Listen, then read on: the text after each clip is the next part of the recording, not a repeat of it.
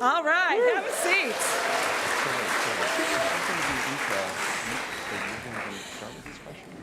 So First Parish Church is glad you are all here tonight. We are a congregation of the United Church of Christ, and we are committed to exploring beliefs, acting inclusively, and creating community. And we believe that all of our assets, including our building, should be used to further just that purpose. And so having you here in this welcoming space is doing just that. You came in through the building, through most of it, it feels like, right? Especially if you took the stairs. If you do need restrooms during our time here, there are 3 bathrooms down the hallway. Just go down the hallway. Please silence your phones. And I'm going to do that myself a minute. All right. So we ask that you ground yourselves in the respect for one another that we practice here. So first of all, we have all come to listen. Some of us will have questions that we wrote out or sent in asked on behalf of all of us. We ask that you be respectful, no booing, no heckling. And if you do either of those 2 things, I will ask you to leave. And I am very good at this, okay? So if someone is inappropriate, please do not respond to them. I will respond to them, so, okay? As we said, we've already collected questions, so Ezra will be answering those after he speaks.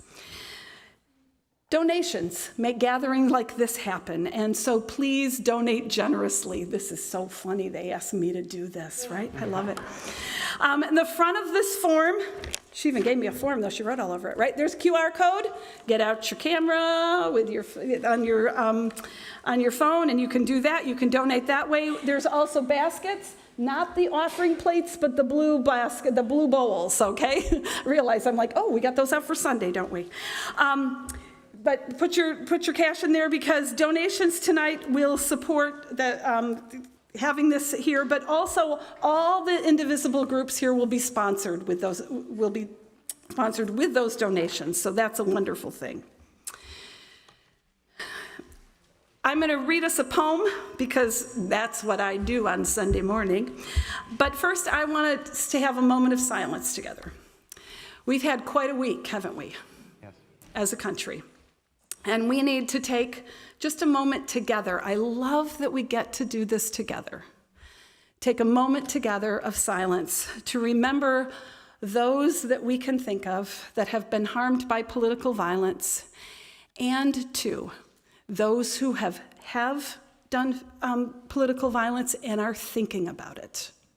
Because it is our thoughts going to them, saying there is another way that can prevent things like this. So let's take a few moments together.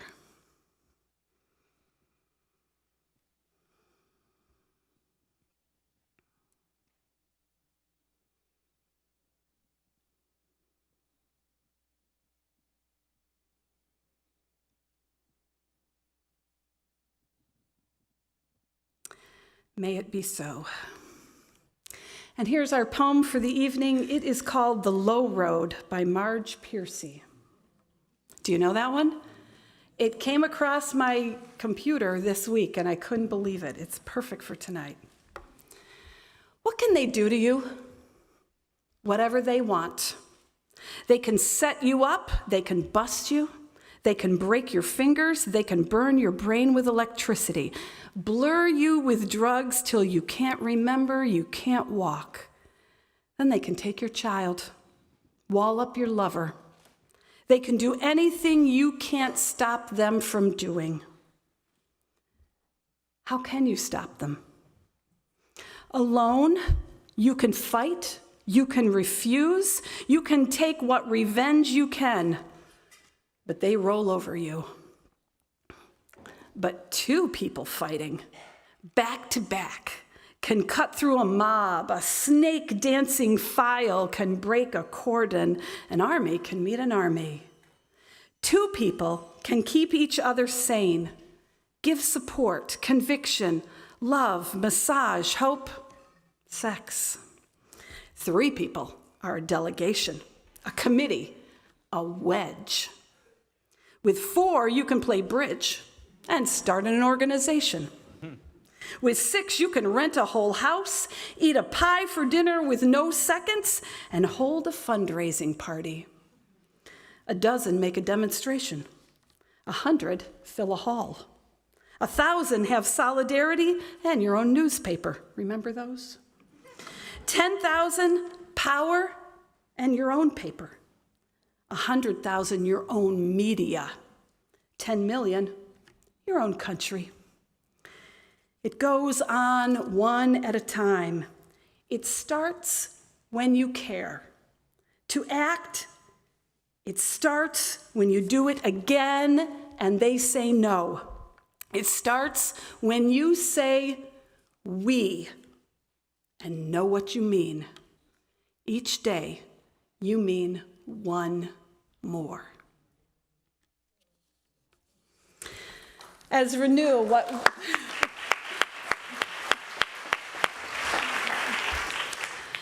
Ezra started as 1, but was 2, because Ezra Levin is the co-founder and co-executive director of Indivisible. Prior to founding Indivisible, Ezra served as associate director of Federal Policy for Prosperity Now, an anti-poverty nonprofit, and was the deputy policy director for Congressman Lloyd Doggett from Texas. He was also, and I did AmeriCorps, that's why I have to say this one. He was an AmeriCorps Vista volunteer in Homeless Services Division of the San Jose Housing Department. Along with his co-founder and spouse, Leah Greenberg, Ezra has been featured as one of Time's 100's most influential people and Politico's 50 top thinkers, doers, and visionaries, transforming American politics. He's appeared as a commentator on or been interviewed by all the media outlets we all tend to use here. He has co-authored the book, We Are Indivisible, a blueprint for democracy after Trump, that he published in 2019. He holds a Bachelor of Arts degree from Carleton College and a Master in Public Affairs from Princeton. We welcome Ezra Levin.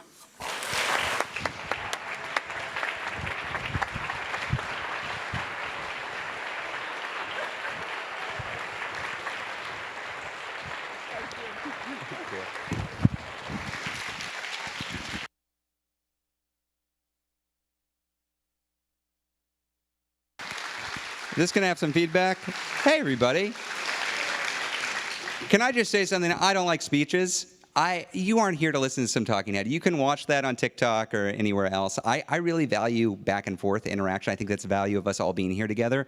And part of what is helpful for having a discussion is if I get a sense of who all is in the crowd. So I have some stuff I want to say, but I want to really meet y'all where you are, because we're all organizing in defense of democracy together. So just to get a sense, I got a couple questions. One, who here is committed to the principles of nonviolent organizing? Okay, everybody here's in the right place. You're in the right place. That is great. That's all. That's all you need to be here. You just got to be committed to organizing nonviolently in defense of our democracy. Can I get another sense? Who here is a member of an Indivisible group? Okay, there are a lot of members of Indivisible groups. Who here, if you're brave enough, who here is not a member of an Indivisible group? Okay, now here's the real thing. Who is a leader of an Indivisible group here? Now, everybody who is not, look at these people raising their hands. Find them after this. Discuss with them after this how you get engaged. I'm speaking here. I'm not the leader of the Indivisible movement. That doesn't exist. The leaders of the Indivisible movement are more than 2,000 local Indivisible group leaders in every congressional district in the country. That's who leads this movement. And is it useful for me to give y'all a little bit of the history of Indivisible? Is that okay? So, look, I'm sorry. I used to work in Congress. Don't hold that against me. But that's how I got involved in this. I was working on anti-poverty issues in Congress. My spouse Leah was working for a member of Congress as well. Then we left and we did do-gooder advocacy. I was doing anti-poverty stuff. She was doing anti-human trafficking stuff. And then Donald Trump got elected. And that was awful as it was, but there were two events that really set us off to start thinking about how we can organize against this incoming regime. One was, God, this is almost quaint 8 years ago, but 8 years ago, a future Trump appointee was talking positively about the Japanese internment camps during World War II as a model for what we might do with Muslims and immigrants and refugees. Horrific stuff. That was the promise of the incoming administration. But that alone wasn't enough to say, gosh, we got to do something new and different. The striking thing that occurred right after we heard that interview was reading an interview with incoming Senate Minority Leader Chuck Schumer in the New York Times, in which he said, Trump won. That sucks. What are you going to do? Well, we just got to figure out how to work together. We're going to work together. We can probably figure out something to do on infrastructure policy. That was shocking to us. That was shocking to us because if you can transport yourself to those gentler times of late 2016, still even then, the near-term future of America was one in which our new internment camps would have well-paved roads leading to them, paid for with bipartisan dollars. That was the future, and that's why we said, my God, what is going on here? We had both been congressional staffers during the rise of the Tea Party. We disagreed with their violence, with their racism, with their bigotry, but darn it, they knew how to organize. They knew how to focus on their elected officials where they had power, got groups of people together. They didn't win everything. We got the Affordable Care Act. We got Dodd-Frank. We got national service reform. We got funding for education. We got a lot of stuff, but they really made it hurt politically. They organized effectively. So when we saw that what should be the opposition party say, let's work with these folks, we said, no. We say no. We don't have to listen to these people who are going to collaborate with the incoming administration. We can organize ourselves. So we did what anybody would do. We wrote a Google Doc. And the Google Doc talked about, here's the lessons from the Tea Party that we disagree with them. Here's what we think you should do to organize locally. And we put it out into the ecosystem. I tweeted it out back when Twitter wasn't just a racist, bot-filled site that I avoid now. But it was a useful place to spread information. I tweeted it out, and an amazing thing happened. People started reading it, and we started getting all of these messages from all across the country. And if you've heard me talk about this before, you know what all those people said. This guide is full of typos. And it was because it's just a Google Doc, and we were doing it in our free time, and it was a real grassroots effort. But more importantly than the typos, some of which got fixed, a lot of these folks then started Indivisible groups. They started pulling their friends and family members and colleagues together in rooms, trying to figure out what they could do. And I will tell you, the first way that presented itself on the national stage was this massive grassroots show of force that showed up for the Women's March. And then for the February town halls and the March town halls where they were just being bombarded with people, these Republicans showing up, trying to back up Trump, but then being confronted by their constituents. And we heard from folks across the political ecosystem, sure, that's nice, but you're not going to vote. You're going to be gone by the fall, because that's what always happens with these kinds of bouts of political engagement. And this just hits at the heart of what we've been doing for the last 8 years, because we have consistently taken on fight after fight after fight to defend the Affordable Care Act, to build a blue wave, to impeach the bastard, to defeat the bastard, to build a Democratic trifecta, to fight for the largest climate bill in modern American history, to prevent a red wave. And we've been doing that in the face of people who say, impossible. Never going to happen. Are you kidding me? They've got a trifecta. He's got control of the media. What about the propaganda arm? What about the administration?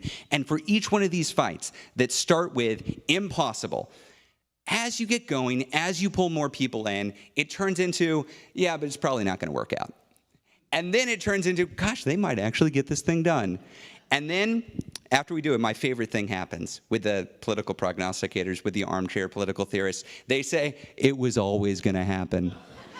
Obviously, you were going to save the Affordable Care Act. Obviously, there was going to be a blue wave in 2018. Obviously, you were going to defeat him in 2020. Obviously, predetermined. And what we know is nothing in politics is predetermined. We are not victims of world events. We are not just experiencing and consuming political media. We are active participants, changing what is politically possible through strategic, nonviolent organizing in defense of democracy. That's why we're all here. I wasn't going to say that, but I wanted to know who I was talking to. Okay.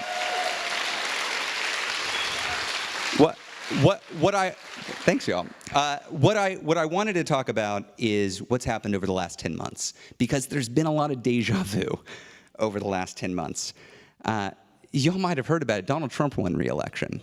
I'm sorry to break the news. If you're finding that out here, Donald Trump won, and something that was so reminiscent of 2016 happened, which is immediately everybody said, well, he's president. I guess we're going to have to cut deals with the guy. Resistance isn't going to happen again. Opposition is going to happen again. You folks who are trying to fight, what are you smoking? Not going to happen. This guy owns the Republican Party. This guy is going to steamroll you. Our smart play now is to figure out how we cut deals. Maybe we can work on infrastructure together. I swear, if you look, I challenge you, look at the headlines from February of 2017 and compare them to the headlines of 2025. If you take out maybe a mention here or there of Elon Musk, you wouldn't be able to tell the difference, because the headline said, massive, unexpected crowds of angry constituents showing up at town halls angry about Congress just doing what Donald Trump wants them to do. So what started as absolutely impossible turned into a massive wave of engagement in productive, peaceful grassroots organizing all over the country. Let me give you a sense of how big this is. It shocks me still to this day because it continues. We have more than doubled the number of indivisible groups all across the country in the last 10 months. More than doubled. Judy, I don't know where you are in the crowd. I think I heard earlier there were 5 indivisible groups active all across the state of Maine 10 months ago. I believe there are 30 now. 30 active indivisible groups now. Judy gave me the thumbs up. That's right. Looking at our own numbers, we have quadrupled after 8 years of organizing, in 10-month period, quadrupled the number of members of Indivisible nationwide. Are you kidding me? And what we have done, we have not created a unified opposition party yet. We are not there yet. We have notched a lot of important wins, but we do not have a unified opposition party. So what we see right now, I will tell you straight what I'm seeing right now. We've seen a few bright spots where individual leaders in the party have stood up and said, no, we're not going to go along with this would-be authoritarian. We are going to fight back. These are people like Maxwell Frost and Chris Murphy, and they're all, people have their favorites. Feel free to shout them out. Look, there are a lot of them, and also, one of the things we've seen is not just members of Congress like Chuck Schumer, but also leaders of institutions behave very differently this time than they behaved last time. Last time, I don't know if you remember, Washington Post adopted this headline, "Democracy dies in the darkness. We're going to stand up to this regime. We shall not fall." And now Bezos is in charge, and they're really just firing anybody who expresses any opposite opinion. It's not just the Washington Post. It's media institution after media institution. It's law firms. It's universities. It's businesses, even some nonprofits. And they are responding rationally in the short term, because what they see is a guy who does have solid control of the party, in control of this regime, and he is going for it. He is going for it. He is rattling his saber at all these institutions and threatening them. Either you fall or I come at you. And even if you're in the right, even if the law's on your side, I don't care. I'm still going to waste your time, your money, your energy. Make your choice. And far too few institutions are saying, nah, we're not going to go along with it. But that's what we need right now. We need more people saying no. There's a quote from one of my friends and organizing colleagues, Maurice Mitchell, who leads Working Families Party. I think it's brilliant. I was talking about it with some folks earlier today. God, thank you for the interpreters. They asked me to breathe, and I've been forgetting this whole time. I'll do better. I'll do better. That was their one recommendation, y'all. He says, if you're organizing in a room where everybody agrees with you, your room's too small. Your room is too small. Our challenge right now is to organize in very large rooms. very large rooms, because in this country, in this constitutional republic, unless you are super rich or super famous, you have very little power on your own. Your power, your only real power, comes through collective peaceful action. That is how we organize. That cannot just be focused on winning elections every 2 or 4 years. One of the most frustrating things I hear out in the political ecosystem are people who I agree with about how bad this regime is, about the damage and destruction it is causing. And they say, and that's why you gotta go vote in 14 months. Are you kidding me? If we wait 14 months to get engaged politically, I don't know if we're going to be able to vote or if those votes are going to be counted. That's the real challenge in front of us. So how do we push back?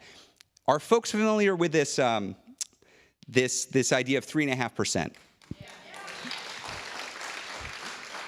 Some people are going to say, but that's played up too much, and that's not you can't focus just on that. The idea, and I agree, but I think it's a useful concept to keep in mind. Donald Trump won the popular vote. That's a hard truth. That's real.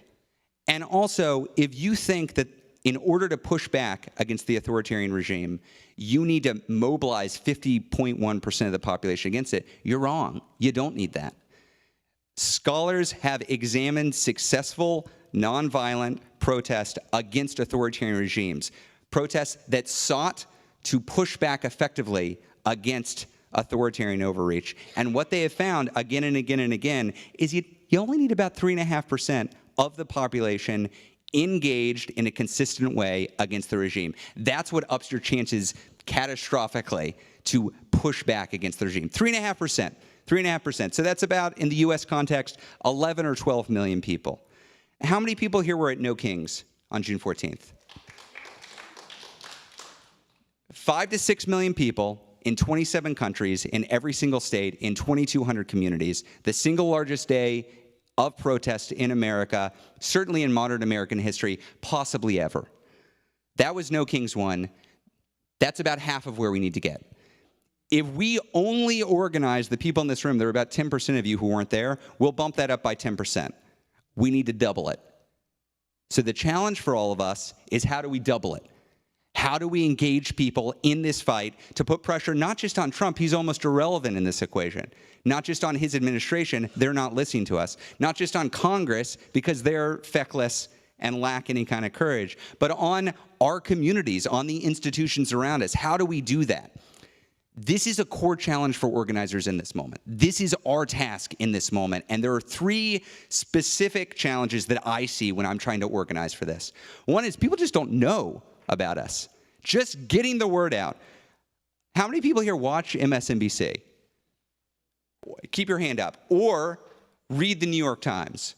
Or read the Washington Journal, Wall Street Journal. Or watch CNN. Or, you get the idea. Just about everybody in here does. You know who doesn't? A lot of the people we need on our side.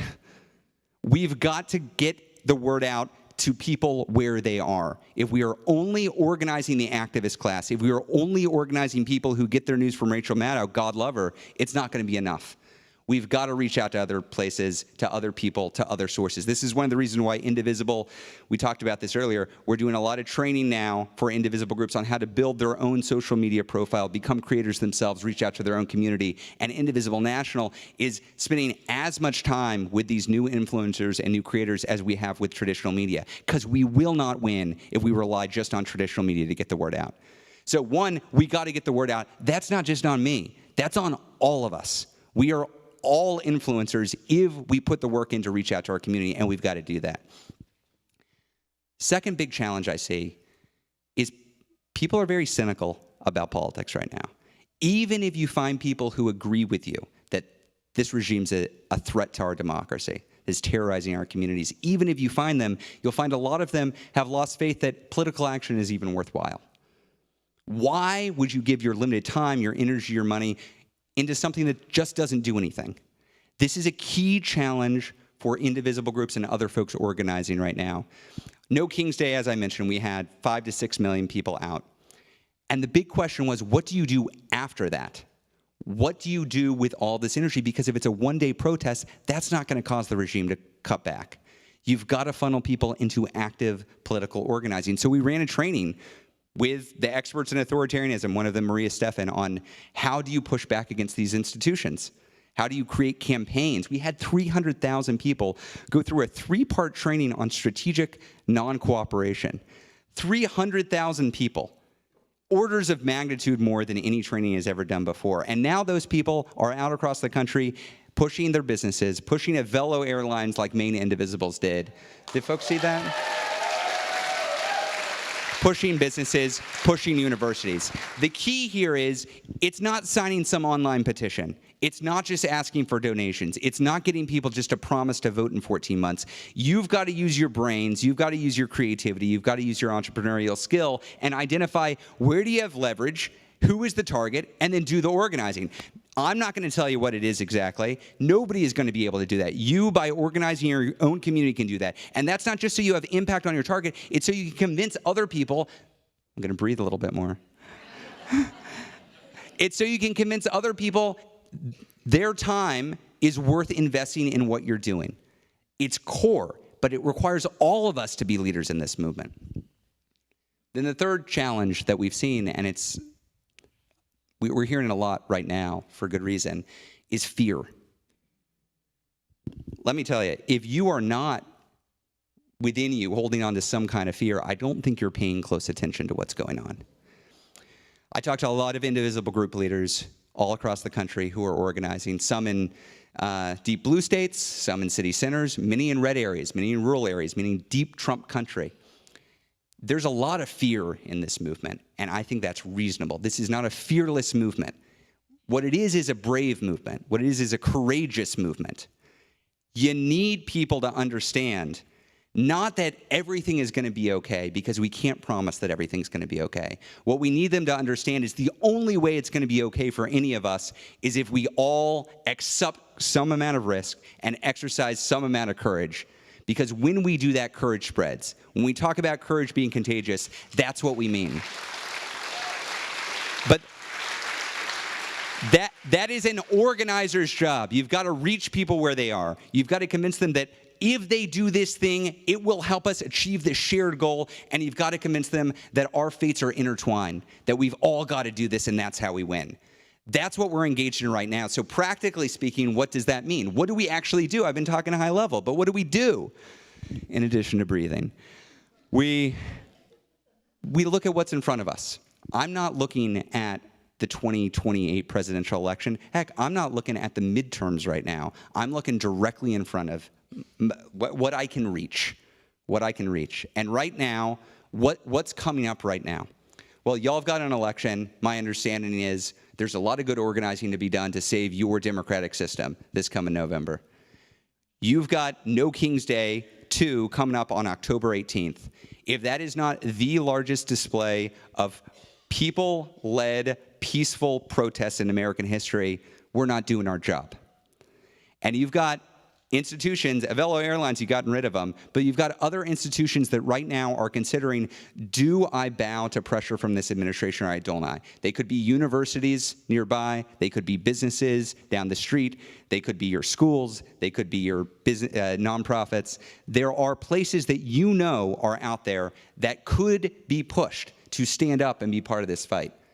That's real concrete action you can take right now, but it requires taking that action, not just listening to some aging, balding white guy talk to you about organizing, but taking on the responsibility yourself to lead and organize. And if we all do that, we win. The current place we're in, people look at it and say, impossible, not going to happen.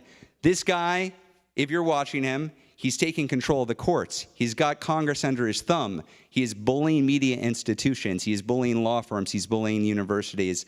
How are you going to do anything? We're going to do it by organizing. We're going to be doing it by having one-on-one conversations with our neighbors, by pulling them into our meetings, by picking strategic actions. We're going to do it by acting. That's how we win. I'm here to help. I'm here to have a discussion. I'm now going to shut up and breathe a little bit while y'all ask some questions.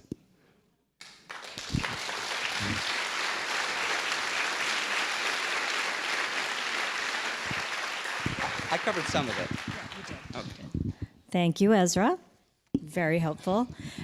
Before we had this meeting, we collected questions from a lot of you. And so I've taken the liberty of condensing some of them, but I'm also going to turn it to folks in the audience as well who have questions. So I think people are so what we know is that authoritarians fall when the pillars that support them recalculate risk. They decide it's too risky for me, my institution, my money, to support this authoritarian regime.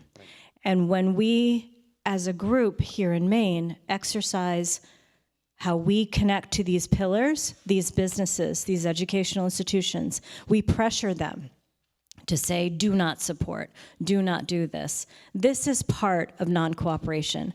I think one of the questions I have for you, Ezra, is why Indivisible, coming from its core as an institutionalist organization, has moved into this area of non-cooperation. Why is non-cooperation important right now? What role does it play versus calling your congressman, writing letters, the traditional avenues that we all know? What is different about non-cooperation that's important right now in this time? What's the quote that when the facts change, I change my mind? What do you do? I think the facts on the ground have changed. We are not just fighting a conservative Republican government. If it were just that they were attacking healthcare, if it was just that they were deregulating oil industry, if it was just that they were cutting taxes for their donors, that would be one thing. That would call for simple congressional action. That would call for registering voters and for getting out the vote. Important things. We should be doing that because we should be pushing back against the political system. That's not all we're seeing. As we've been talking about, they are not just implementing bad policy, they are going after these institutions in order to concentrate control. The single largest federal law enforcement agency now is ICE. They've just funded the deportation system with $171 billion. They started out this year by occupying LA and by terrorizing immigrant communities. And I think one question people had early on was, well, why aren't they here? Why aren't they in my town? Why aren't they in my community yet? Is it going to come? And up until recently, the answer has been they don't have the money. They've got the money now. They are coming for all of us. This is why they occupy D.C. This is why they're coming from Memphis. This is why they're rattling their sabers at Portland and at Chicago. And it's only a matter of time before they turn that force not just on immigrants and trans kids, who they're currently targeting as much as they can. They're targeting their political opponents as well. And if you're going to push back against that, it's not enough to call your member of Congress and say, please vote against this messaging bill that has no chance of becoming law. That's a nice thing to do. It's not adequate. You've got to focus on where you actually have leverage, which requires looking at your community. Where are there pillars that I have some connection to? Maybe you're an alum of a university. Maybe there's a business in your community that would be willing to affirmatively stand in defense of immigrants and against ICE. Maybe there's a school where trans kids are being hurt or targeted. There are ways for you to engage, but you've got to figure out where that engagement is. Because if you wait until the next relevant bill comes up or you wait until the election, it might be too late. That's why we looked at the lay of the land and said, we can't just engage with Congress right now. We can't just engage with the administration. We've got to figure out how we start to organize a grassroots, community-wide pushback against authoritarian overreach. So we here in Maine get things done. And that's one thing that I can say, having moved here eight years ago, I'm really amazed by. So just on this question of ICE, we do have organizing that's happening here, right now, tomorrow. Each one of you can participate in it. Scott, I want to ask you to stand up and tell us a little bit about what's being done here, statewide, on ICE. The man that was snatched. Please use the microphone, sir. Thank you. Who heard about the man who was snatched at Portland High School, or Portland School? Who was outraged? Who the next day wished that there was something that they could have done? That happened on Thursday afternoon. By Friday morning, the Maine Immigrant Rights Coalition had trained ICE verifiers at every Portland school for for drop-off and pickup the next day. That's been true on yesterday. It's also been true today. It'll be true tomorrow. It'll be true the next day. We're starting training programs. You ladies must be part of this. There are training programs going on. If you want to be involved in this, I'll be standing at the back of the room. Write your email address on a piece of paper and hand it to me.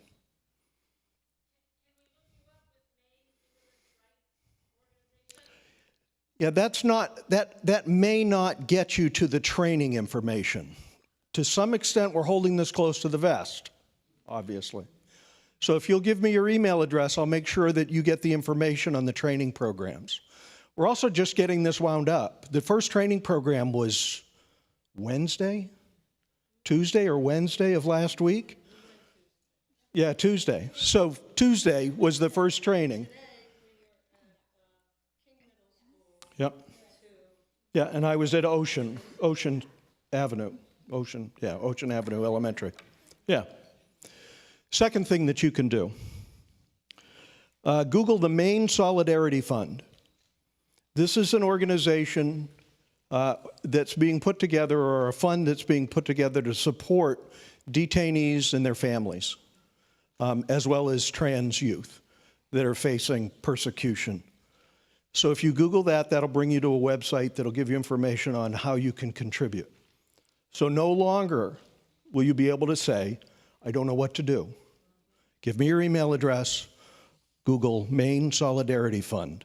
Thank you.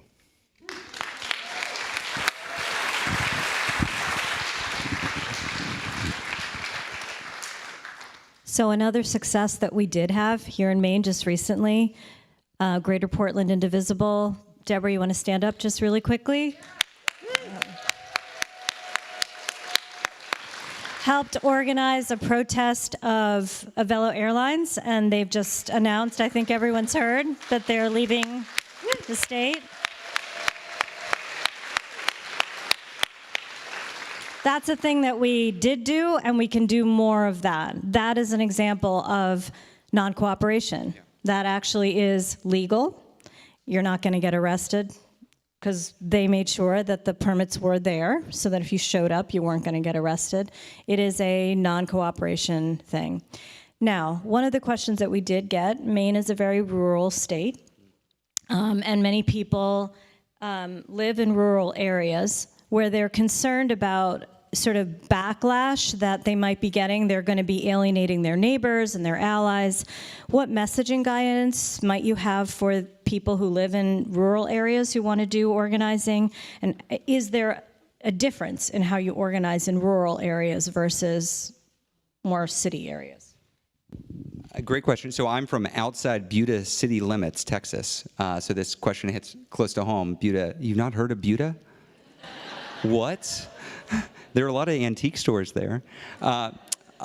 So here's one thing I would say. Don't ask a guy who flew in from DC for messaging advice. That's what I would say, first of all. You are an expert by virtue of being a member of your community and what's going to resonate in your community. And our side is far too poll-driven and message-tested. Your authenticity, your realness is going to come through, and you're going to be a better judge of what's going to work. So with that said, we have something called the Raucous Rural Caucus that Indivisible puts together. We have regular meetings of rural pro-democracy organizers from all over the country. It's done by Zoom. It would be a nightmare to get everybody together in person. I think it is the largest collection of pro-democracy, rural-based organizers in the country coming together to tackle, how do we do this? How do we do this in our own communities? And while I wouldn't trust any DC-based pollster to come in and tell you what to do, I would trust your fellow rural organizers to talk through, here's what's worked where I am. Here are the strategies that have worked for me and for my community. Maybe you can learn something there. So yes, the strategies are going to be different there than they are going to be in big city centers or in blue states, and they should be crafted and led by you, If you think that the smart people leading the Democratic Party or in the progressive ecosystem has figured this out, I hate to break it to you, but they're who got us where we are now. Look for leadership elsewhere and look for it close to where you are. One of the other big questions is, and I think we should just get it over with, is national strike and strike. That's one of many, many conversations. Can you speak a little bit to that and where its place is in what we're building? Yeah. So this is, I think, related. We talked about this a little bit with the Indivisible group leaders right before this.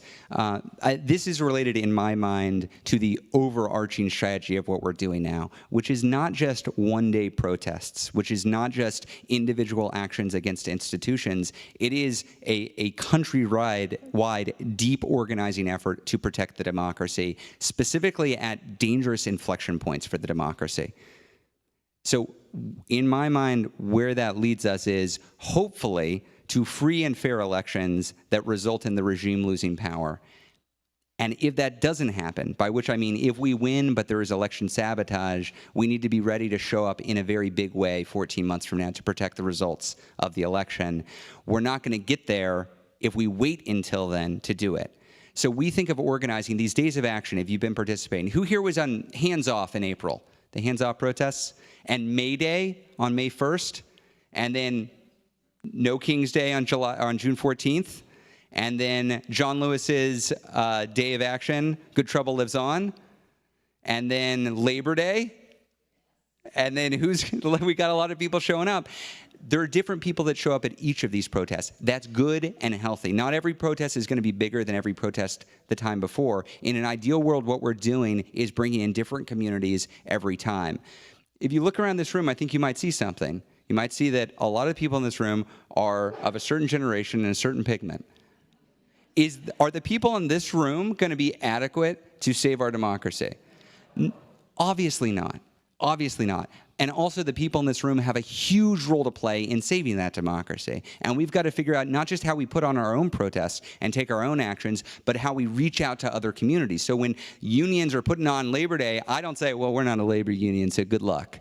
That is really bad organizing. You look for the communities that are doing their own work and say, how can I help? And you show up. And that is how we build towards something that is bigger than any one of our individual actions. How do we get to a national strike? How do we exercise massive economic power? It's not by me standing up with a mic and saying, it's national strike time. That won't work, y'all. It will not work. And worse than not working, it will send the exact opposite message that we want to send. Instead of saying, look how powerful we are, we send the message to the regime, they're all talk. They're all talk and we can steamroll them. So if you want to build towards historic levels of grassroots engagement to push back against the regime, that means you engage in the work week in, week out, engage in other communities that are doing this work and build together. That's how we ultimately get to a place where we're able to flex that movement muscle at the time when we really need it. I have a couple of questions that I know people have in the audience. I do want to remind everybody that tomorrow you can go home and exercise 5 calls. 5 calls is an app that you can download.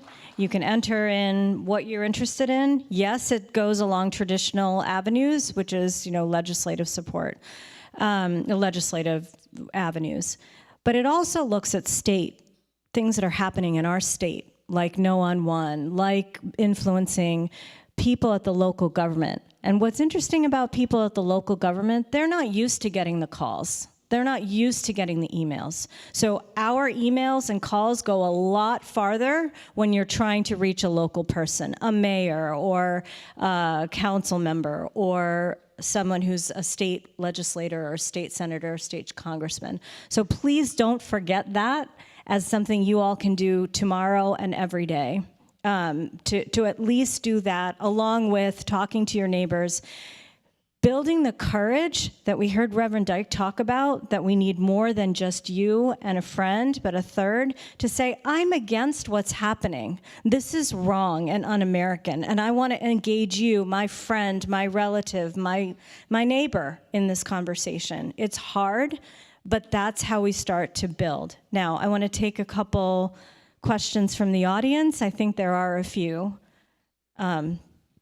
Yes, please.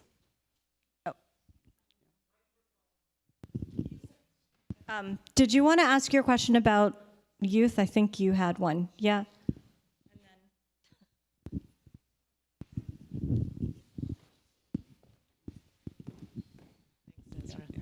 So I'm with Lake Region Indivisible, Laurie LaMountain, and you just brought up a good point about the generational aspect of who is here and who is getting out there. And Maine is, if not the grayest in the nation, it's one of the most. And you can see it here, and we see it at our rallies. How do we engage the youth to get out there with us and to see, because they're the ones who have the most ahead of them and the most, to gain. We talked about this a little bit before. So a couple things I would say. Youth are organizing right now. They are showing up in a lot of places right now. Specifically, they're showing up on climate, and they're showing up against the genocide in Gaza. That's where we see a lot of youth organizing right now. And I will call back what I talked about Maurice Mitchell saying. If you're organizing a room where everybody agrees, your room's too small. You actually don't need to agree on everything with everybody you're organizing. You do need to agree on the immediate challenge in front of you. That is okay. And so you've got to figure out a way to build with people who are focused on issues that might not be your primary issue, but show them that you're going to show up for them as well. And that's the challenge of organizing in this moment. We're not organizing a movement of people that agree on what to do in January of 2029 when there's a Democratic trifecta again. I hope we can get to that point. What we're organizing people to do right now is to push back against a fascist putsch. That's what we're doing. And so finding folks where they are and reaching out with the power that you've built in your own community, that's how you're going to reach out to other communities. And I don't care if you're talking about how do you reach out to young communities, how do you reach out to Black communities, how do you reach out to Indigenous communities, how do you reach out to Latino communities. The answer is you don't start with why aren't they in this room. You start by asking why am I not in their rooms. Like that's how you reach out. Now, when it comes to actually reaching younger audiences, I said this earlier, you're not going to reach them just through traditional media methods. So I do think we need to start thinking about how the modern media ecosystem works and where are the people who we want as part of our movement getting their information and go to them there. So a lot of what we do is earned media work to get covered on radio stations or in the press, and that's good, but we've got to think about how do we build our social media footprint, how do we build our own platforms so that we can reach people who are getting their news on Instagram or on TikTok or on WhatsApp or wherever else and get into those group chats, get into their platforms, and let them know what we're doing. So those two things, how are we communicating our message on what platforms are we doing it, and how are we actually showing up with our bodies and our power that we've developed for those communities? I think that's how we build, both with young people and other demographics. Just as I'm probably the only brown person here, I think I see one youth in the audience, and I'd love to get your perspective on where your generation's at and how to engage. So, but you do need to talk into the mic.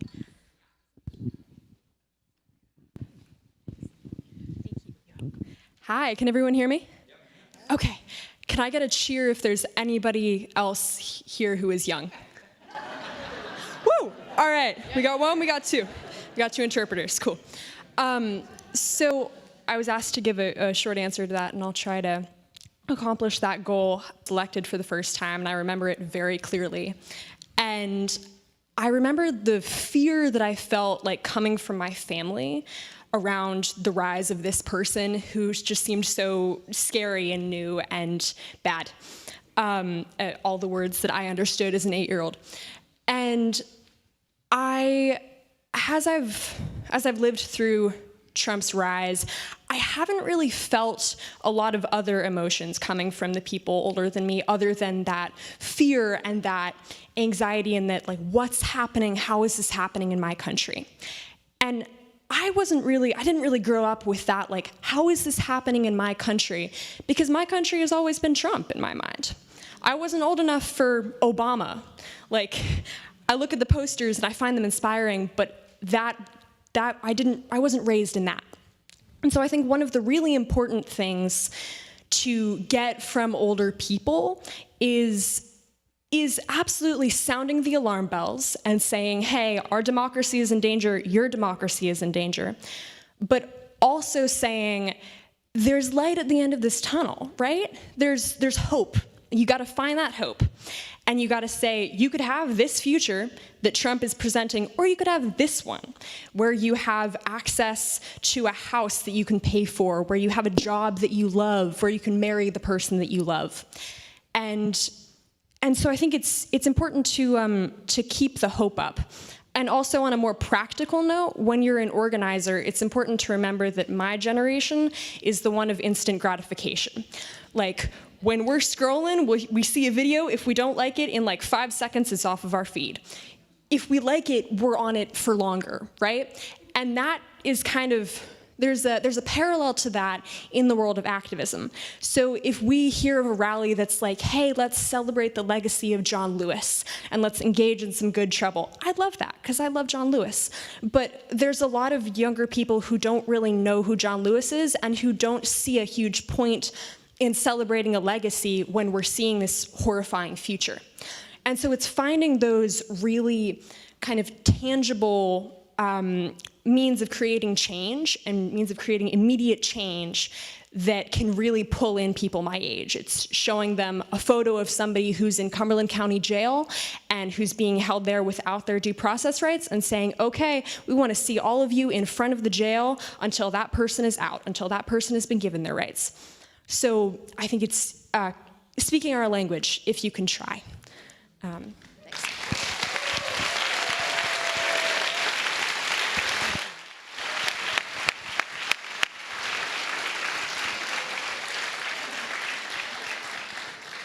So speaking of fear, one of the questions that we got a lot of is how do we engage in how do we deal with our own fear of the punitive actions that we may face in engaging in some of these non-cooperation activities? So legal consequences, what are some strategies that you might suggest we do as Indivisible groups to help those who are willing to step forward and be brave address some of the punitive actions that might come their way? We just heard J.D. Vance on the show basically saying he's coming after nonprofits and my community, funder communities, things like that. So how would you suggest that folks who are engaged in Indivisible help to blunt or help others face legal consequences or the consequences that are coming our way? First of all, I'm still just riding high off of that answer. That was incredible and very persuasive. And I would say what you're describing there isn't just hypothetical. We've seen a politician, not just in our lifetime, but this year do that. Mondani in New York didn't just win, didn't just crush the establishment, but was able to do so by skyrocketing youth turnout. This is a guy who got young people to believe that politics actually might promise something to them, specifically the way you're talking about, by saying, here is the future that I will build if you invest your faith in me. And it was effective, not just as a speech, but as a political motivating force, and incredible to see. And also incredible to see is the two most senior members of the Democratic Party in Congress, who will be represented by Mamdani when he wins, have refused to endorse him even after he won the Democratic primary. So one thing that us older folks can do to help encourage younger people to believe in politics is to not support a corrupt and feckless Democratic Party that stamps out new voices. That wasn't the question, but I'm just great answer. So the fear is of legal and other kind of pushback from the regime, and what do you do? And this is a really hard question because it's a very real, concrete question that is best answered in real and concrete specifics. And it's hard to answer hypotheticals. What happens when J.D. Vance calls up your nonprofit and says, hey, we're coming after you? Well, it depends on how they're coming after you. And we're going to have to tackle that as it goes. The second thing I would say is no nonprofit, no institution out there is going to be able to say, if you do X, Y, and Z, you don't have to worry about the regime. Nobody can provide you that security. Unfortunately, that is the reality that we're in. For folks who saw J.D. Vance or Stephen Miller or others, they are promising to weaponize the administration to go after peaceful protest and opponents of this regime. That's what they are promising to do. They are not saying only if they break certain laws. They are saying that everybody is culpable. And that's scary in this moment.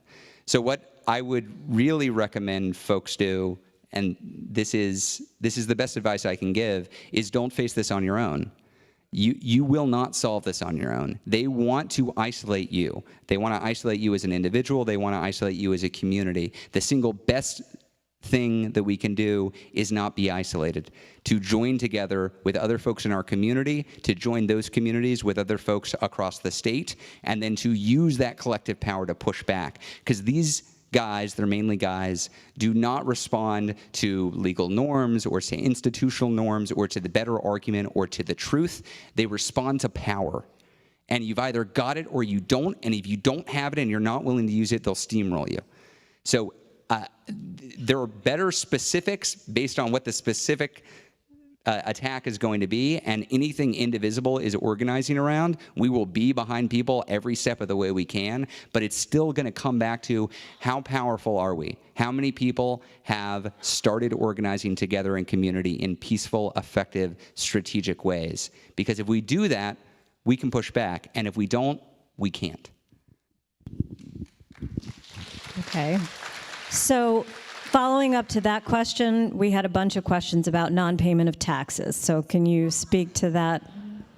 Yeah, so I've heard this idea in a couple ways, and there are two ways I've heard it. One is, what if I simply didn't pay tax and then waited until the end of the year to deprive the federal government of dollars that it's going to use to either commit genocide or to invade and occupy American cities, whatever it is, and I want to demonstrate that. And I would say that's fine if it makes you feel good. It's not going to have an impact on what this administration does. Full stop. I've seen other arguments that what if we could push our elected officials to say, if you come in and invade our state, we will start withholding taxpayer dollars. That's kind of more interesting to me. That's flexing power. I saw some threats of that in Maine, and then there was some back and forth between Trump and your governor. I've seen some, which is great. I love that. I saw some threats in California of a similar thing. So that could be one of many organizing tactics, but I love tactics. I like to nerd out on tactics. It's fun to think about tactics. What's going to catch fire? What's actually going to have impact? And also, I think tactics are the last thing you should be discussing when you think about your campaigns. You should start with goals. What is it that you want to achieve? Then you should talk about strategies. What are the types of things we're going to do? Is it congressional pressure? Is it donations? Is it mutual aid? What are the kinds of activities? And then you can talk about the fun, flashy tactics. So why are you pushing your governor to withhold taxes? It's got to be about something. It's got to be about some threat the regime is making against your state. And then you have to then be able to connect that specific tactic up to the goal of pushing back. So I'm not against it, but I wouldn't start there. I'd start with what are we trying to achieve and then work down from there. Do we have one or two questions from the audience? Great. You and sir in the green shirt.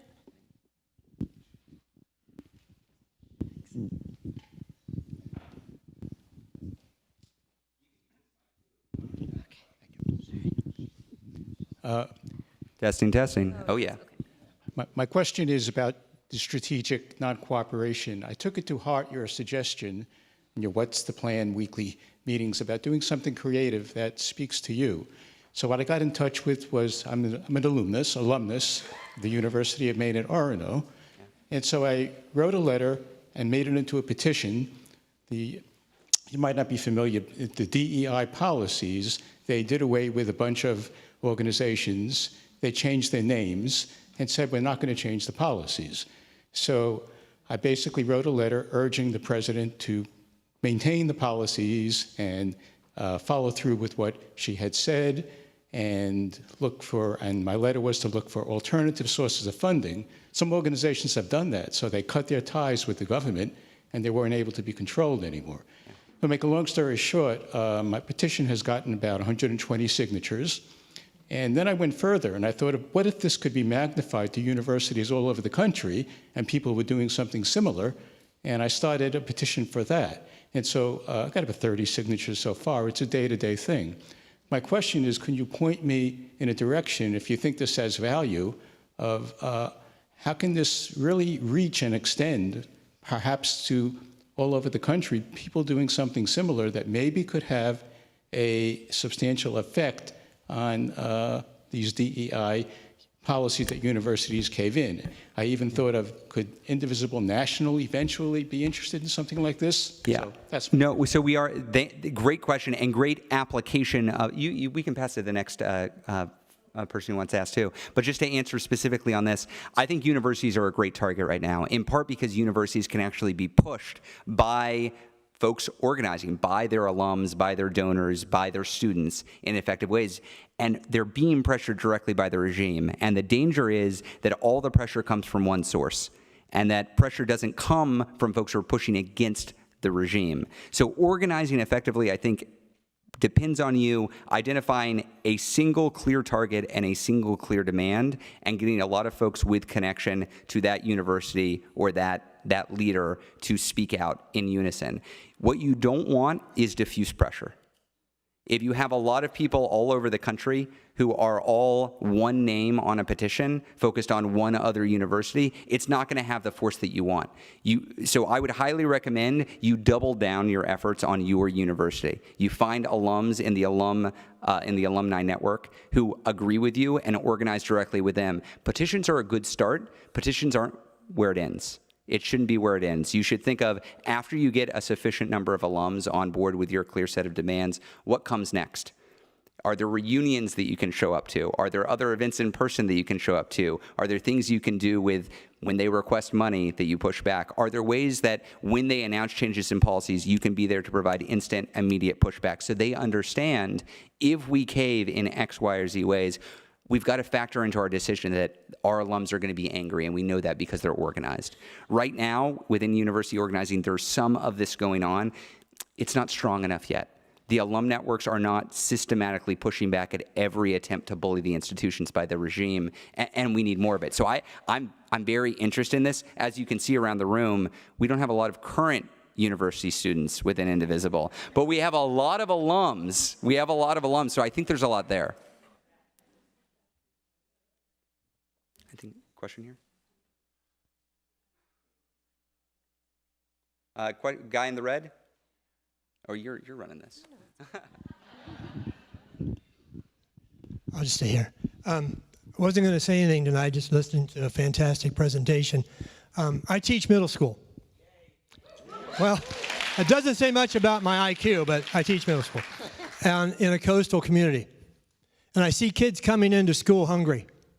So you all have the power. We have the power because there's about 10,000 grandparents raising their kids in the state. And they trust you. So I think maybe a tactic would be reach out to someone in your community, a grandparent that is struggling on a fixed income, that perhaps voted for the certain administration and was lied to. And I think that the grandchildren trust you, believe in you, and you can find a way to communicate with them about democracy, about free speech, being yourself. And so that would be my hope, is that we rally, because we're going to be the ones that save librarians. I'm telling you, they're after librarians. You're going to be the ones that, we're going to be the ones that can influence school boards. Okay, so thank you for your participation and reaching out to your fellow grandparents, because the grandkids thank you.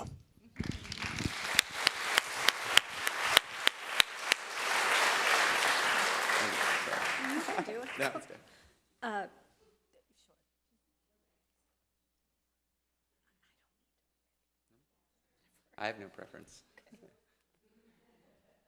Thanks. Hi. So I am of the middle tier generation. And what I'm noticing a lot within my community is that I have a series of friends who are really upset about what's happening right now, but also are parents and with young children. And I know for myself, like, we work, we're raising our kids, we're kind of in this, kind of looking for the kind of the quick fix of like, where do I go? What do I do? And I think for me personally, one of the places I'm getting stuck is there's so many things to do.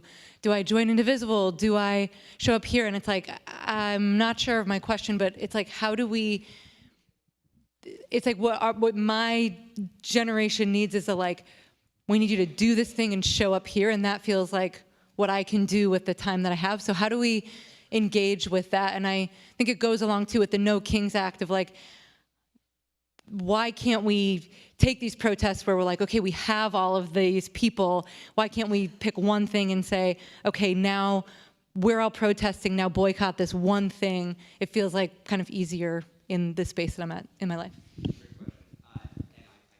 Feel you. I have a 2-year-old and a 4-year-old, and it's not Donald Trump who caused me to lose my hair, I'll tell you. This is a challenge. So we have, I don't know, maybe 10 to 15% of Indivisible leaders are like millennial Indivisible leaders. Like disproportionately, it's college-educated white women over the age of 50 disproportionately make up Indivisible. Does it sound familiar?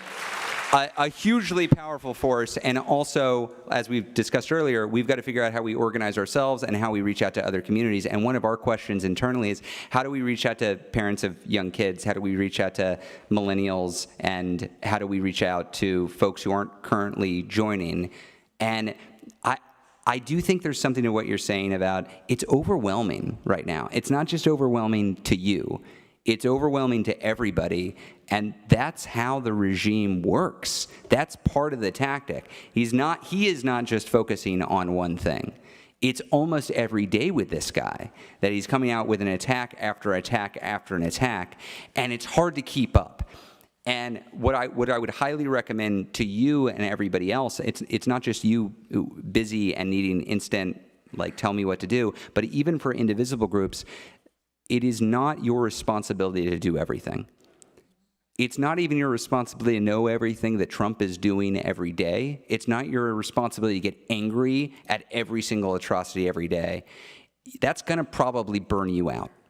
The single most effective thing you can do is the thing that you're going to do. By which I mean focus on the thing that you can wrap your arms around. Try to put on blinders as much as possible and say, well, I don't know about the Senate, or I don't know about the continuing resolution bill, but this city council issue, I am in on. We're going to get ICE to take off their masks. That's what I'm committed to, and I and my Indivisible group, we're going to just focus on that, and focus on that. And if everybody chooses the thing that they have some control over, that they have some ability to influence, collectively together, what that's going to ladder up is to massive societal change. And I do think it's on Indivisible groups to create both welcoming environments so you feel like you're coming in and there's a place for you, but also create actions that you can say, yep, that's where I'm going to plug in. There's a working group on demasking ICE. I'm there. I know it. They meet every other Tuesday, and that's where I'm going to plug in. And for you all leading Indivisible groups, you should be figuring out how to create that kind of welcoming community so that folks who are super busy, who have young kids, who are working 2 jobs, who don't have all the time in the world, can still participate in this.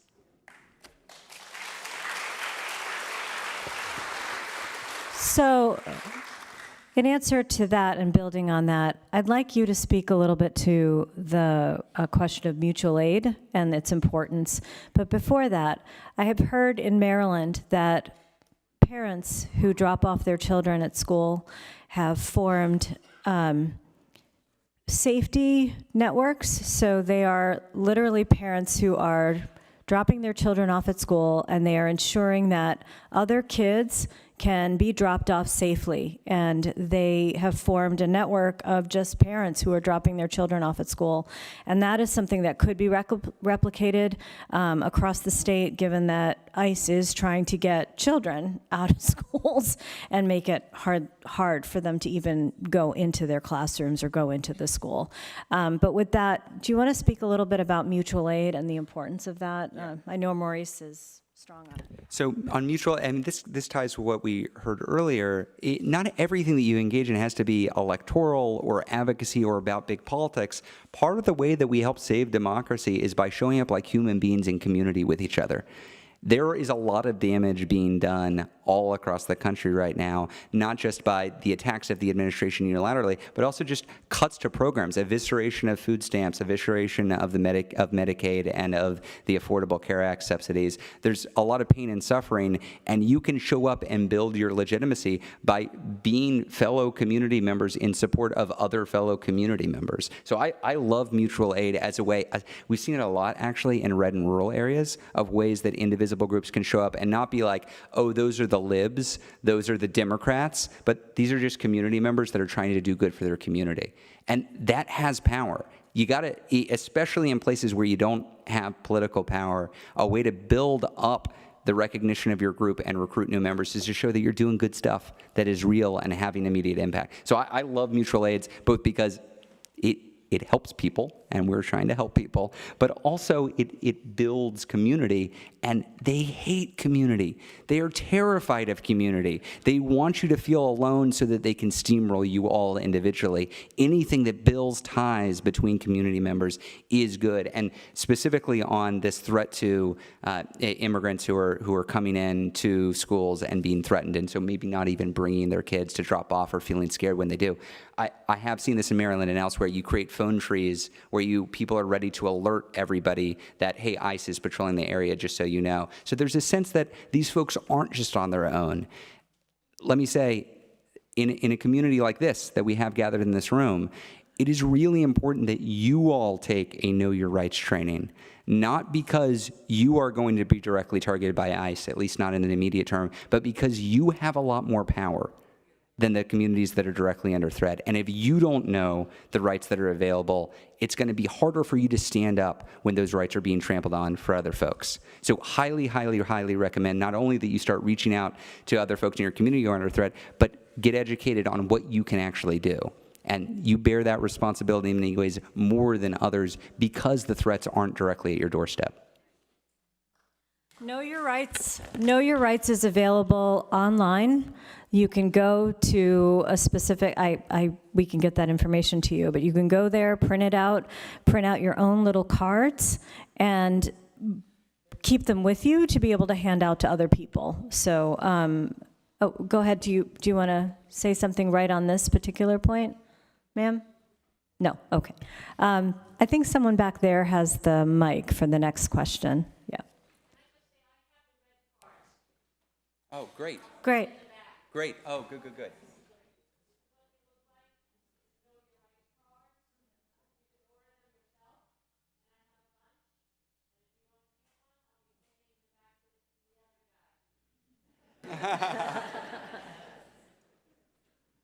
Next question.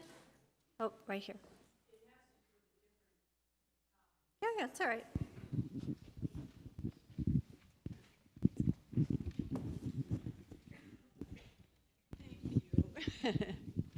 So as we all know, there is a voter referendum on November 4th. One thing that takes very little time, if you haven't signed the pledge to vote no on November 4th, go to saveabsentee.me, fill it out, and it will help tremendously. Thank you.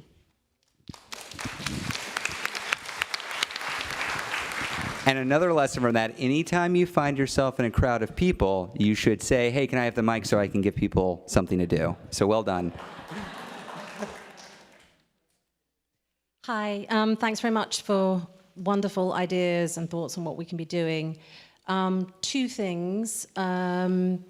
Is it Indivisible's responsibility to develop that vision for the future that our young member was talking about? I did meet someone on the street the other day who was canvassing for No on One. I said, oh, do you know about the Indivisible meeting tonight? They said, oh, no, I don't, but I don't feel that Indivisible has very much vision. And I was kind of shocked. And I didn't have time to get into sort of that, but I was struck again when it was mentioned, that idea of, is it our responsibility to come up with that vision? Is it our groups? Or is it to identify people who have that vision for our future? And then I had a second question as well. So just quickly on this. So we need two things. We need a very big tent coalition of people who can say very clearly, no. Like, no is an extremely powerful word in the political context, because you can organize the Democratic Socialists and Matt Iglesias and Never Trump Republicans and moderates and centrists and liberals around, no, I don't like that. And in the history of pushing back against fascist or would-be fascist regimes, a coalition that is ideologically diverse, geographically dispersed, broad-based, and people-powered that is able to say no is super important. That is baseline, because if you can't say no, it doesn't matter what you're going to say yes to. You're never going to get to saying yes. And also, I 100% agree, we're not going to win majority power in this country just by saying no from now until the end of time. That's not a vision for the political party. Say what you want about Donald Trump. He's got a vision that he's built around. He had an answer to what is the problem? Trans kids in sports. What's the problem? Immigrants. What's the problem? It's your neighbor who's getting something that they don't deserve and they probably don't share your race. Very clear vision that he's able to present. And I'm going to attack those folks and deliver for you. It was a lie, but it was a clear vision for what to deliver. I do think what we've seen with Mondani, and I think what we're going to see with effective other political figures, is they're not just going to say, I'm going to fight back against this regime. They're also going to outline what that vision is. Right now, in this moment, I think we need to be in the space of saying no now and then looking for the leaders that are going to describe what the yes is.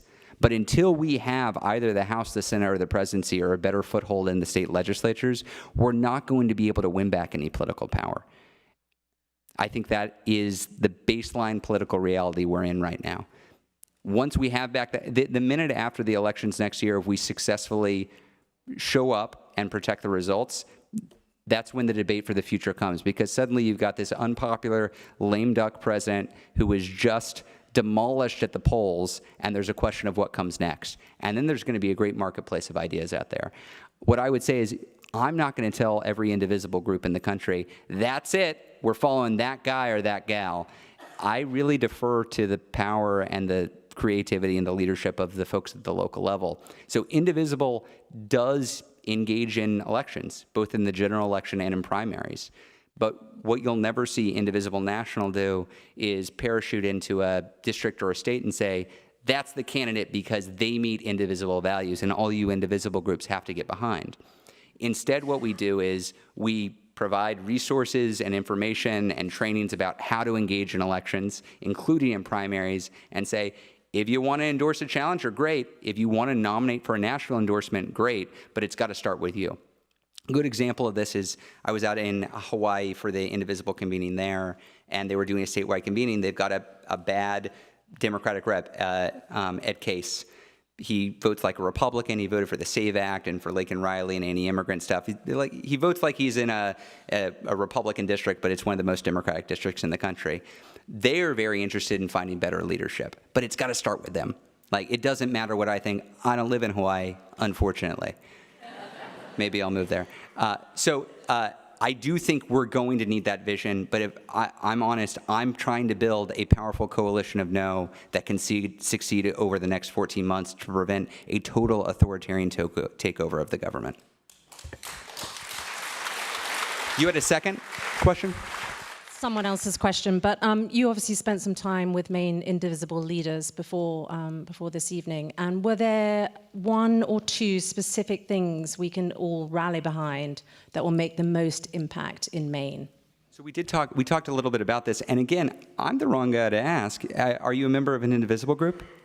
Well, so I would work with your Indivisible group and the new statewide Indivisible coalition that appears to be coming together, and y'all should work collectively to decide on what that is. It seems like, based on that group, there was a lot of interest in moving forward with the no on one to protect absentee ballots. It seemed like there was interest in getting Chuck Schumer out of your state so you can pick your own damn Senate candidate. Sorry to curse in a church. And it seemed like there was interest in building the broader movement against the fascism that is coming in and figuring out how to work together to do that across the state. I think that's great. But it's the messy process of democracy. Y'all should figure that out together. And I think the strongest action is going to be one that y'all collectively decide this is what we're all going to do, and we all bought into the process that led us to do it.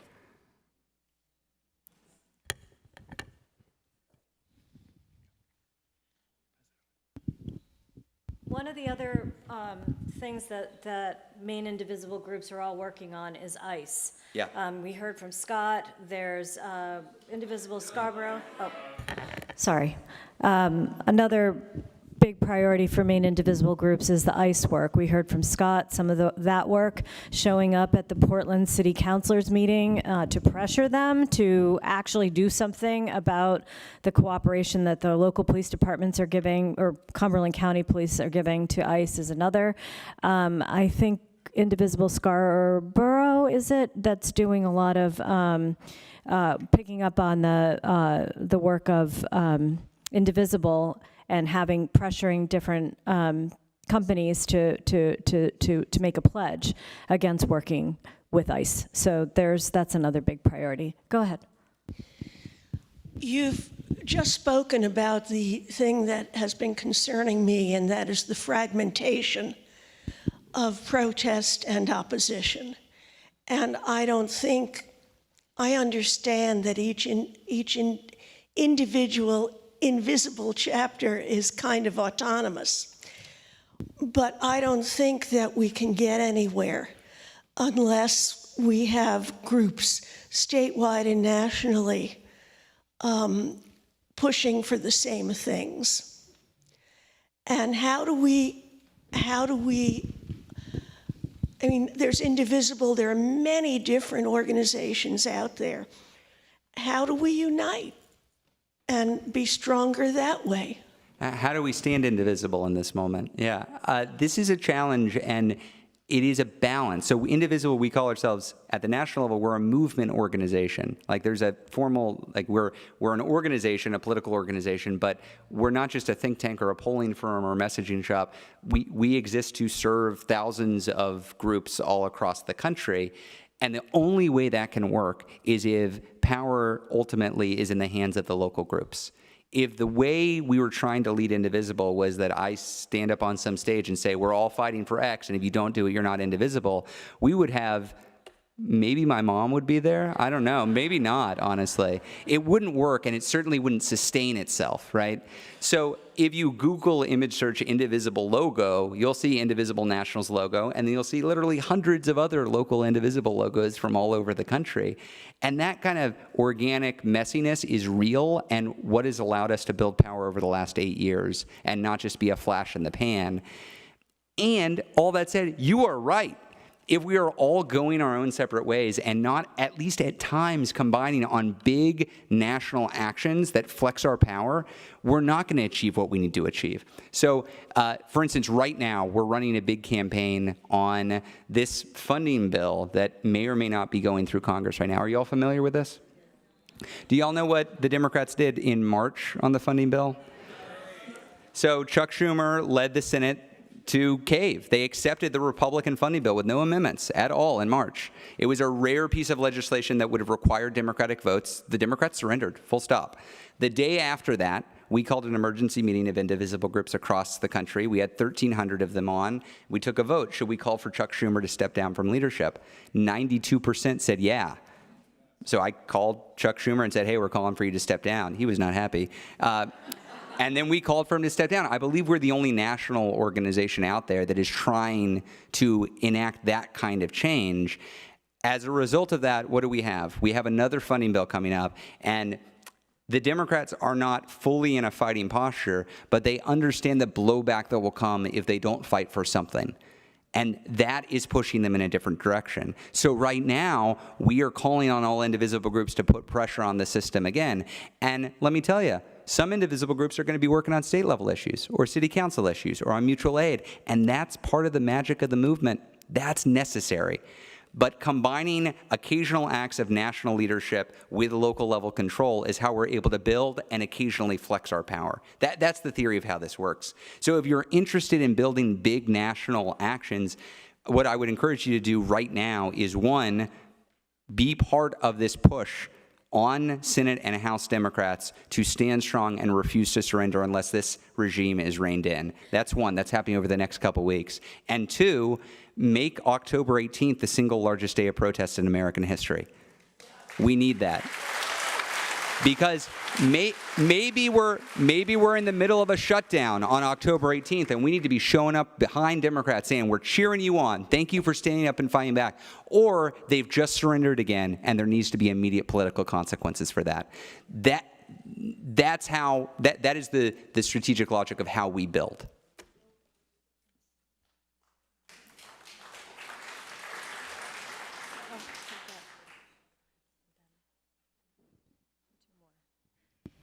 Thank you very much. My question is, basically, after the Charlie Kirk shooting, I felt myself losing a lot of the hope that I talked about earlier, but also love for my country and my fellow Americans. And I spent a while not living in this country, and coming back was really hard. And the work that you do and the work that all of us do in this room, it requires a lot of that love for our fellow Americans to work for our fellow Americans. And I'm wondering what it is that gives you that love, and what is it that keeps you going? And I'm wondering that so I can take some of that, but yeah. Testing. It's a really painful time to be organizing for justice in this country, because it's hard to find justice in this country right now. We also exist in an extremely poisonous media environment that encourages you to get angry and get disillusioned systematically in order to extract from you. That is the goal of the media ecosystem. It wants to isolate and extract from you. And so the single best thing that I do when I get angry online is to log off and talk to real human beings who are engaged in real work. This thing that we're doing literally right now, this is something that human beings have been doing for 200,000 years. We are the descendants of people who gathered in small numbers in caves to protect each other from saber-toothed lions. The folks who were scrolling online, or whatever version of it was 200,000 years ago, they got eaten by the saber-toothed lions. It is deeply unnatural as a human being to just exist isolated anywhere. You need to be in community, and not just in an online community, physically in community. It feeds something within us that's built into our DNA, literally. So the thing that helps build love and optimism and hope is physically being in community with other people and talking about how we fight for justice. I don't know another way to do it.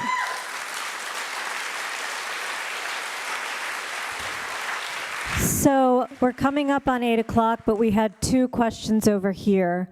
And just an answer to your question, this is a time when the regime is recalculating risk. Everything around us is that Charlie Kirk shooting burst into the scene with a force that most of us have heretofore ignored, right? White men who are angry. They don't align with any political party, and it's forcing a recalculation of risk. And so this is a really exciting time for all of us to be putting pressure on levers of power, because it's not clear where it's going to go.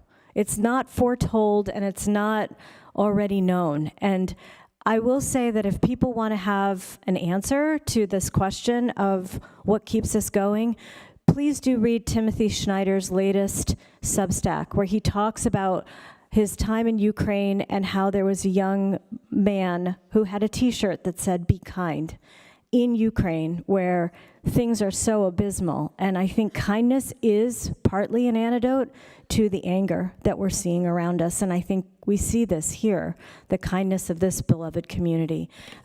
These last 2 questions, and then we'll wrap it up.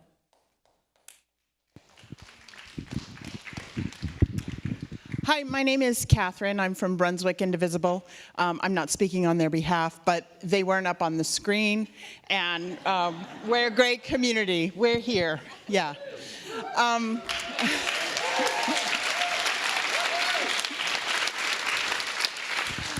Ezra, I just want to push back a little on the part where you said we need to say no, and after the midterms, if we bust it out, then we can start dreaming of our future. I think it's a big mistake if we don't take what Heritage Foundation taught us. They've been planning Project 2025 for years. They weren't waiting until we were out of office, until Democrats were out of office. And we're not even Democrats anymore because we've lost faith in Democrats. But we need to look forward, like the young woman said, fill ourselves with hope, and imagine a better future now. Testing, testing. Good pushback. And please, y'all are being too nice to me. This is the first pushback I've gotten, and I've gotten a lot more stuff wrong than that. I think this is good pushback. And in fact, one of my hopes coming out of this funding fight that we're going to see play out in the coming weeks is once the dust settles, once we know where we are, once we see where leadership has led us, we don't just say, well, Congress screwed us again. They let us down again, but we've got to rally around, vote blue no matter who, because it'll ultimately result in what? It's brought us here. I actually think that the time to be demanding a better Democratic Party is not 15 months from now. It's right now. We're about to head into a primary cycle. We're going to be heading into a primary cycle where we get to determine what Democratic Party we've got, and we will get the Democratic Party we demand. So I think we should all be really hard on our leaders in this moment, even folks who we previously thought of as good leaders, and we should be asking ourselves, are they fighting back the way that I want them to fight back? Are they committing to the kind of things I want in 2027 when we've got the House, when we've got the presidency, when we've got the House, when we've got the Senate, when we've got control of Congress, and they can actually start doing stuff? Are they going to do those things? Or are we going to have a Speaker of the House and a Senate Majority Leader on the Democratic side who immediately say, well, now let's work on infrastructure together? And I think we might get that without demanding more. So I think it will be a bad outcome if over the next 9 months we don't see a wave of challenges to roll over and play dead Democrats and see them replaced with fight back faction Democrats. I think that's where the base is, and we're not going to get it unless we fight back for it. So I'm with you. I think the specific contours of like what gets done in 2029 are going to be open for debate and take longer to develop, and we should be having discussions about what that looks like. But the immediate question of like, what does a Democratic Congress in 2027 do? That question doesn't get decided in December of 2026 after the election. That gets decided in the primaries over the course of the next several months. We have one last question here and then wrap up right here. Yeah, so a couple groups of folks that I think we're not getting with, and we need to be with them. First of all, my understanding is it's the people who didn't vote last time who brought us Donald Trump, yes? So some of the thing is the youth, you know, it's all kinds of issues, but those are people we ignore at our peril. And the second group would be perhaps some of the MAGA-ish people who are having buyer's remorse. I lead a very small protest every Saturday on the main street of my little community, and people come by and they talk to us and they stop and they feel like they're not alone. And I'm getting less middle fingers, and some of them are just doing this, and I think that's an improvement, right? Than a middle finger. But and I also keep track of all the contractors with their contractor trucks, and the guy in the mail truck who comes by and does one of these, because they are with us. And so we need to mobilize those people. What was his name? Robert Hubble. This week. Please read his Substack. It told us how to keep going even when we're super discouraged and keep each other going. I read Hubble's piece. Yeah, that was a good one. He's good. You named two groups that I'm really concerned about, actually. And these are two that we talk about when we talk about how do we actually build the political coalition necessary to take back power. And it is those two groups that you talked about. And so I'm just going to restate what you said. It's people who have voted before but decided, 2024 not worth it. And on that group, we face a real problem, which is people don't trust Democrats. Who's the least popular political figure in the country? Chuck Schumer, not close. Not close. We have a fascist in the White House who is invading and occupying American cities, who just implemented one of the least popular policies in American history, cutting Medicaid and slashing the Affordable Care Act subsidies in order to cut taxes for billionaires. And the least popular figure is the guy in the opposition party. My God, we cannot convince people that Democrats are actually going to do anything that Democrats say they're going to do. Put aside whether they've got the right policies. People don't trust Dems. And so a lot of people looked at, well, there's somebody who is going to blow up the system, and then there's the status quo, Dems.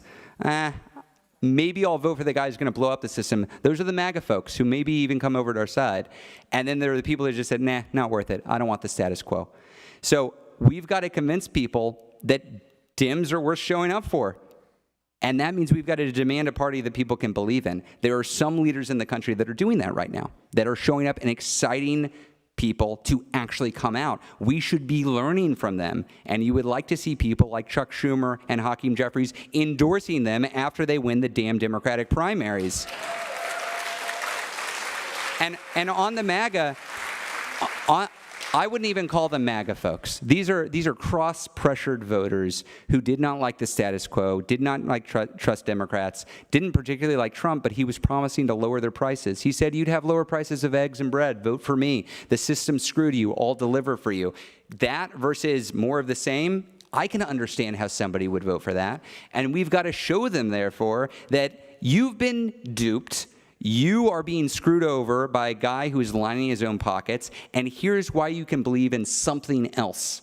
Again, getting back to what is that vision and why. But I don't think it's just policy.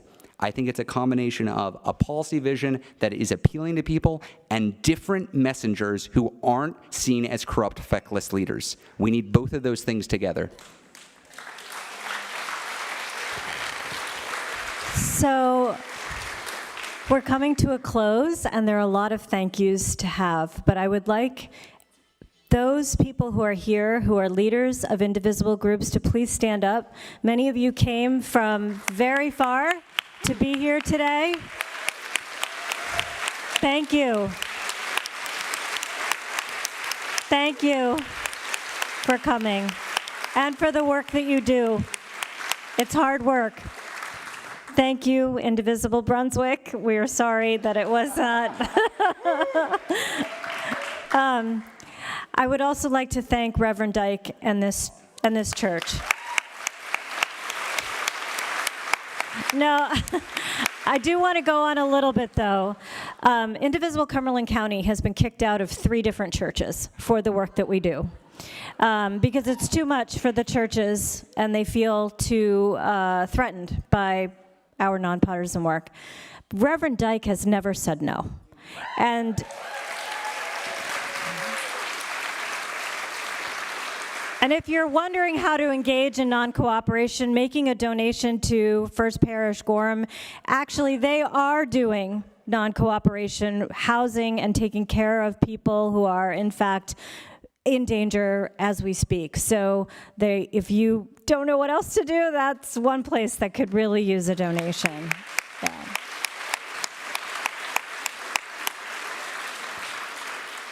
And of course, thank you, Ezra, for coming out here, for inspiring us.